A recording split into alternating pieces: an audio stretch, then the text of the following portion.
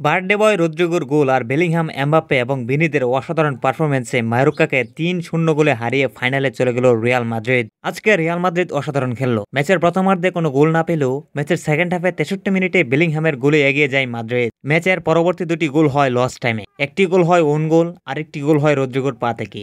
আজকে ব্রাজিলিয়ান বয় রদ্রিগোর কথা না বললেই নয়। আগুন ভাই আগুন, অসাধারণ খেলেছে আজকে। ম্যাচের শুরু থেকেই অনেক চেষ্টা করেছে গোল দেবার, কিন্তু সৃষ্টিকর্তা তাকে হতাশ করেনি। ম্যাচের লাস্ট মুহূর্তে এসে ঠিকই গোল আদায় করেনি রদ্রিগো। কথায় আছে চেষ্টার অসাধ্য কাজ নেই। আজকের ম্যাচে সেরা খেলোয়াড়ও রদ্রিগো হয়। এখন শুনুন ফুটবল ফ্যানদের খুশির খবর। এবার পুরো বিশ্ব দেখতে পাবে একটি ফাটাফাটি এল ক্লাসিকো। কেননা রিয়ালের বিপক্ষে যে দলটি ফাইনালে গেল ওইটা আর কোনো দল নয়, ওইটা হলো বার্সেলোনা। একটা এল ক্লাসিকো ম্যাচ দেখতে হয়তো ফুটবল ফ্যানরা অপেক্ষায় থাকে। তাই আবারও একটি এল ক্লাসিকো ম্যাচ দেখার অপেক্ষার অবসান ঘটতে যাচ্ছে আগামী 13ই জানুয়ারি। ম্যাচটি শুরু হবে বাংলাদেশ সময় রাত 1টায়। গত এল ক্লাসিকোতে মাদ্রিদ ডার্বি থেকে জয় ছিনিয়ে নেই বার্সেলোনা। এবার কে পারবে বার্সেলোনা থেকে জয় ছিনিয়ে নিতে রিয়াল মাদ্রিদ? আপনি কি মনে করেন কে জিতবে এই এল ক্লাসিকোতে?